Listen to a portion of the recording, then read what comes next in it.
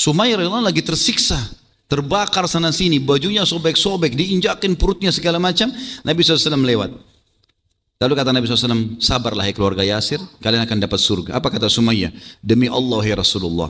Setelah tenang lalu dia mengatakan, ya Rasulullah, begini yang telah dilakukan oleh musuh Allah Abu Jahal kepada kami. Ibu saya sudah mati, ayah saya mati, dan seterusnya saya disiksa. Maka saya mengucapkan kalimat tadi. Nabi SAW lalu mengucapkan kalimat yang mulia ya kepada Ammar. Kata Nabi SAW, apakah hatimu ikut-ikutan seperti itu?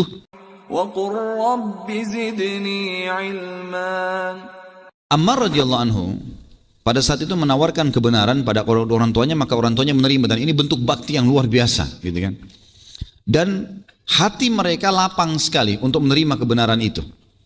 Menerima kebenaran Islam teman-teman dan iman serta ilmu sesuai dengan wahyu Al-Quran dan Sunnah seperti kita yakinnya kalau makan lapar kita akan hilang, kalau minum dahaga kita akan hilang, ya.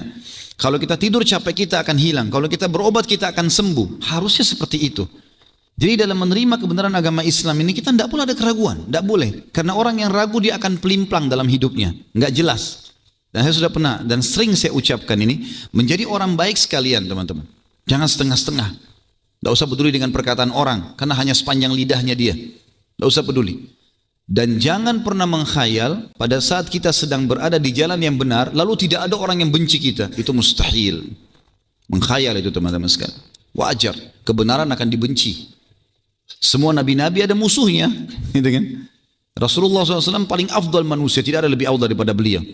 Maka beliau dimusuhi oleh orang kafir, orang-orang munafik, oleh ahli maksiat, gitu kan?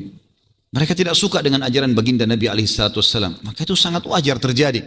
Yang penting kita berada di jalan yang benar. Yang penting kita berada di atas jalan yang benar. Setelah masuk Islam teman-teman sekalian bersama kedua orang tuanya, dengan sangat cepat didengar oleh Bani Makhzum. Dan pada saat itu keluar instruksi dari Abu Jahal, Fir'aunnya umat ini, kalau setiap suku harus menyiksa budak-budak mereka yang masuk dalam Islam. Maka Bani Makhzum rame-rame menyeret pada saat itu Ammar, Yasir, sama juga Sumayyah radhiyallahu anhum ajma'in. Ditariklah, diseret. Pada itu diseret luar biasa ya, penyiksaan yang luar biasa. Saya pada saat membaca kisah ini teman-teman sekalian dan kisah Bilal, kisah Suhaib, ya kisah beberapa Khabbab bin Arad dan seterusnya sahabat-sahabat Nabi yang mulia yang disiksa di Mekah, saya tidak tahu bagaimana kalau kita di posisi orang-orang ini. Berat luar biasa. Berat teman-teman sekalian. Jadi kalau antum sedang menghadapi sebuah permasalahan, pertemukan dengan permasalahannya para sahabat. Saya subhanallah kadang-kadang kalau baca kisah mereka nggak masuk di akal gimana mereka bisa sabar pada saat itu. Coba bayangkan teman-teman, ketiga orang ini, ibu, ayah dan anaknya diseret pada saat itu, digembrang pintunya, dijatuhkan, dirobohkan pintunya pada saat rumah itu, tempat kamar mereka nginap, diseret, dalam kondisi beberapa athar menyebutkan Sumayyah hamil. Diseret, kemudian ditarik ya rame-rame, digotong gitu rame-rame, diseret di padang pasir, ditarik sampai ke padang pasir. Dan orang-orang Quraisy sudah menentukan tempat padang pasir yang dianggap paling panas tanahnya, jadi kan karena tidak ada tuduhan sama sekali. Kemudian menyiksa di sana orang-orang Islam yang disiksa. Mereka rame-rame dan satu suku menyiksa. Jumlahnya Allah alam berapa orang? Kadang-kadang kita digebukin oleh dua orang saja teman-teman, ditonjokin wajah kita misalnya sudah kesakitan, atau dijambak rambutnya. Ya, atau mungkin orang kadang-kadang dicubit aja sudah sakit. Ya. Ini diseret mereka bertiga, satu keluarga ini. Ayah melihat anak, ya, suami melihat istri, istri melihat suaminya. Diseret kemudian ditidurkan di tanah, lalu diikat keempat. Ya, dua tangannya dan dua kakinya, keempat anggota tubuh ini diikat, ditarik dengan keras. Sehingga tubuh mereka tertarik dengan keras dan dibuka pakaiannya. Ini kan? Kalau dalam beberapa asar disebutkan, Allahu alam kalau kasus Sumayyah radhiyallahu anha, tapi Yasir dan Ammar dibuka pakaiannya. Begitu pula dengan Bilal, begitu pula dengan sahabat-sahabat Nabi yang lain yang sudah kita sebutkan kisah-kisahnya pada saat disiksa. Kemudian ditempelkan badannya di pasir yang panas. Perlu teman-teman tahu ya, padang pasir itu, pasir biasanya kalau kena panas, baik itu mungkin kena biasa kalau ada kacang dijual, juga ada yang digoreng dengan pasir ya. Biasa juga memang dia panas sekali, atau ada makanan-makanan tertentu itu dipakai untuk memanasi dengan pasir yang panas. Memang pasir itu panas sekali. dia bisa menyimpan itu ya. Sebagaimana juga kalau dingin dia bisa menyimpan dingin itu kan. Diletakkanlah tubuhnya di situ dan itu panasnya luar biasa seperti bara api. Diletakkan, kemudian mulailah satu persatu mereka, ada yang menginjakin perut, ada yang menginjak dada, ada yang menendang wajahnya, ada yang menginjak wajah. Penyiksaan yang luar biasa. Dan bukan satu orang, puluhan orang bebas. Mau tendangin, mau pukulin, mau injak segala macam, mau pakai pisau digoresin badannya, pokoknya penyiksaan yang luar biasa.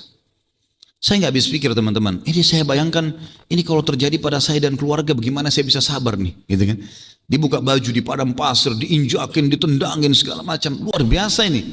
Dan ini masih di awal Islam loh ya, bukan kayak kita sekarang. Kita sekarang Quran sudah lengkap, terjemahan bahasa Indonesia, kita bisa baca buku, banyak yang bisa menambah dan menguatkan iman. Bagaimana di zaman itu masih awal-awal Islam ini, ayat Al-Quran masih turun sedikit, gitu kan? Belum ada teknologi kayak kita sekarang. Luar biasa keimanan mereka, disiksa. Kemudian pada saat itu teman-teman sekalian, disiksalah dengan luar biasa ketiga orang ini. Tentu yang lain juga disiksa ya. Sampai-sampai yang luar biasa adalah ada beberapa suku Makhzum mendatangkan api. Api ini dibakar di obor, kemudian dilelehkan padanya besi, ya, supaya lelehan besinya itu bisa netes-netes gitu ya.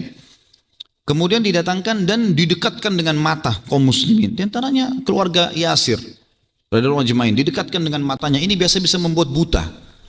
Beberapa athar menyebutkan mata Sumayyah sempat buta gara-gara itu. Apinya nggak dicolokin, tapi didekatin sampai merasa panas. Jadi kulit-kulit matanya itu jadi keriput karena rusak, akhirnya rusak semua. Gitu ya. Urat-urat matanya jadi terbakar. Ini siksaan yang luar biasa. Saya tidak bisa bayangkan nih, bagaimana kalau terjadi pada kita gitu. Kadang-kadang kita subhanallah digigit nyamuk aja sholat sudah gelisah. Kadang-kadang mungkin ada temannya tidak sempat bayar utang, sudah luar biasa. Mungkin tidak sempat menikah sama satu orang, sudah malas ibadah. Yang ketawa tahu diri ya. Nah iya, kendor luar biasa imannya. Mungkin tidak dapat makanan favoritnya atau gara-gara mau makan makanan favoritnya sholatnya ketinggalan. Gimana ini?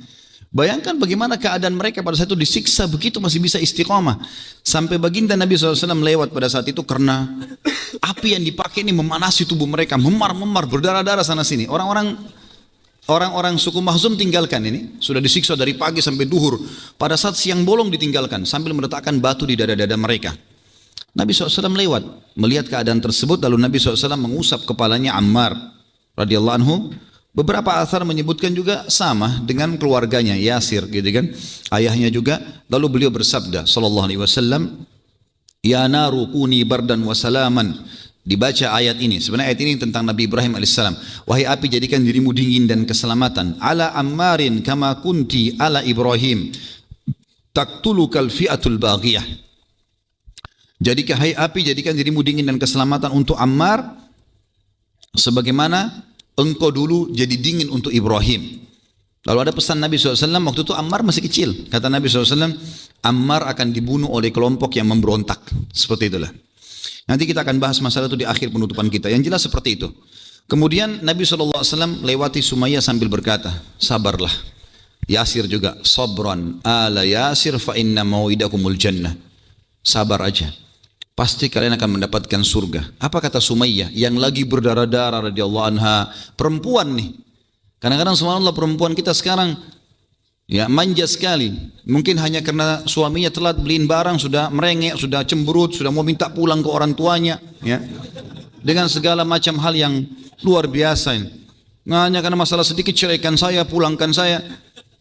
Sumayyah radhiyallahu anha lagi tersiksa, terbakar sana sini, bajunya sobek-sobek, diinjakin perutnya segala macam. Nabi SAW lewat. Lalu kata Nabi SAW, sabarlah hai keluarga Yasir, kalian akan dapat surga. Apa kata Sumayyah? Demi Allah ya Rasulullah, kami yakin anda adalah utusan Allah dan kami akan pertahankan ini. Dalam kondisi susah nih, setengah mati luar biasa gitu. Begitu Nabi SAW lewat, Abu Jahal kembali lagi, bawa orang-orang, gitu kan. Abu Jahal ini bukan dari suku Makhzum ya, cuma dia menggunakan kesempatan untuk menyiksa kaum muslimin. Maka dia datang bawa obor-obor lagi. Pada saat itu sudah menjelang sore hari. Kemudian mereka datangin dan dia berkata, Abu Jahal mengatakan, cacilakilah Muhammad, puji-pujilah Tuhan kami. Gitu. Yang dia datangi Sumayyah radhiyallahu anha. Maka Sumayyah dalam riwayat sahih mengatakan meludahi wajah Abu Jahal. Lalu berkata, sungguh buruk engkau dan juga Tuhan-Tuhanmu. Karena emosinya Abu Jahal, dia mengambil tombak. Ini kejadian kalau kita bayangkan, saya nggak tahu gimana yang luar biasanya teman-teman. Dia seorang wanita dari pagi sampai sore disiksa, berdarah-darah tubuhnya, di sebelahnya ada suaminya disiksa, anaknya semua menjerit dengan kesakitan. Kemudian datang musuh Allah, dia masih bisa mempertahankan agama. Didatangkan tombak lalu dilihat, Abu Jahal bilang apa? Hai Sumayyah, lihat baik-baik mata tombak ini. Saya akan tusukkan ke perutmu. Gitu kan. Caci maki Muhammad dan puji Tuhan kami. Sumayyah ucapkan kalimat yang sama. Ada athar yang lain menyebutkan Abu Jahal arahkan ke kemaluan Sumayyah radhiyallahu anha. Lalu kemudian Sumayyah tetap menghina dan meludahi Abu Jahal, kemudian ditusuklah. Dan uniknya di sini, ini bukan ditusukin langsung mati ya. Oleh Abu Jahal itu ditusuk pelan-pelan. Terluka kulitnya, masuk. Jadi sakitnya luar biasa gitu.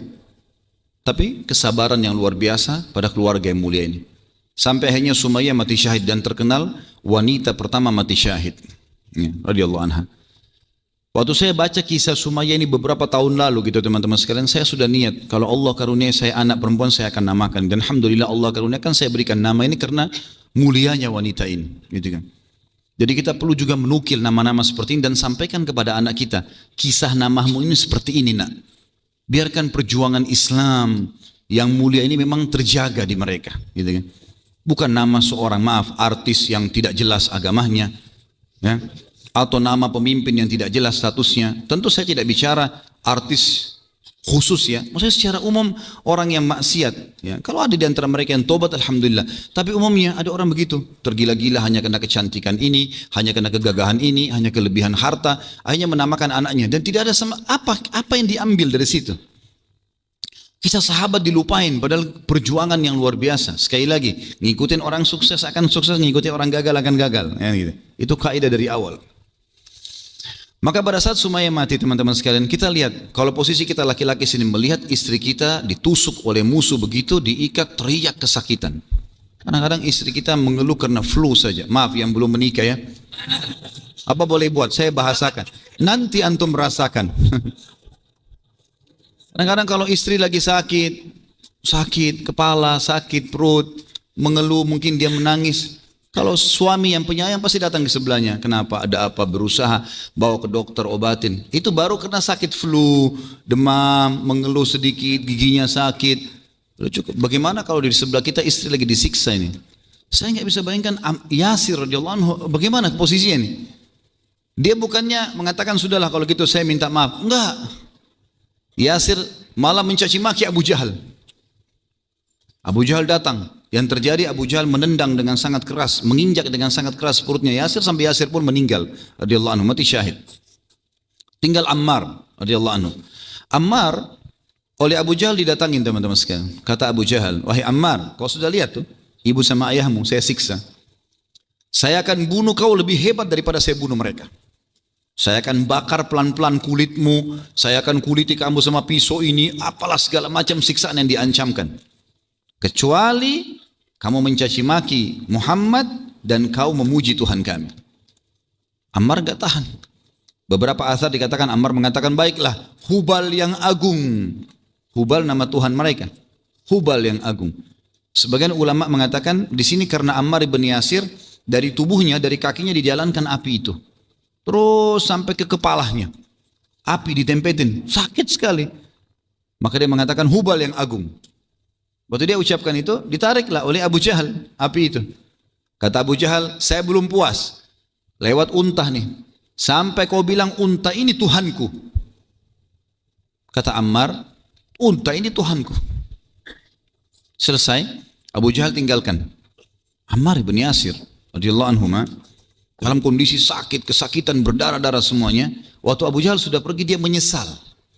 Kenapa tadi saya nggak ikutin kedua orang tua saya? Biarin disiksa sudah mati sekalian, gitu kan? Menyesal, dalam kondisi menyesal, berdarah-darah, dia jalan sampai merangkak menuju ke Nabi alaihi salatu wassalam. Ya Rasulullah, halakt. Saya sudah binasa nih. Kata Nabi SAW, kenapa? Sambil disuruh sahabat obatin, bantu, dudukin dengan tenang. Ya, mulailah dibantu oleh sahabat untuk diobatin, digantiin pakaiannya. Setelah tenang lalu dia mengatakan, ya Rasulullah, begini yang telah dilakukan oleh musuh Allah Abu Jahal kepada kami. Ibu saya sudah mati, ayah saya mati, dan seterusnya saya disiksa. Maka saya mengucapkan kalimat tadi. Nabi SAW lalu mengucapkan kalimat yang mulia ya kepada Ammar. Kata Nabi SAW, apakah hatimu ikut-ikutan seperti itu? Memang kau mau memuji Tuhan mereka dan mau menganggap unta sebagai Tuhanmu? Dia bilang, tidak ya Rasulullah, hatiku sama sekali tidak. Maka kata Nabi SAW, fa'in adu fa'ud. Kalau seandainya mereka kembali melakukan itu besok hari, maka ulangi apa yang kau lakukan. Nanti akan kita jelaskan hukum syar'inya ya. Dan ini diriwayatkan oleh Imam Hakim dan disahihkan oleh Imam Az-Zahabi. Dan pada saat itu tentunya turun firman Allah SWT dalam surah An-Nahl ayat 106 kepada Ammar radhiyallahu anhu yang bunyinya a'udzubillahi minasyaitonirrajim, potongan ayat, illa man ukriha wa qalbu mutmainnun bil iman. Kecuali orang-orang yang dipaksa kufur tapi hatinya tetap dengan keimanan, maka mereka tidak berpengaruh keluar dari agama Islam.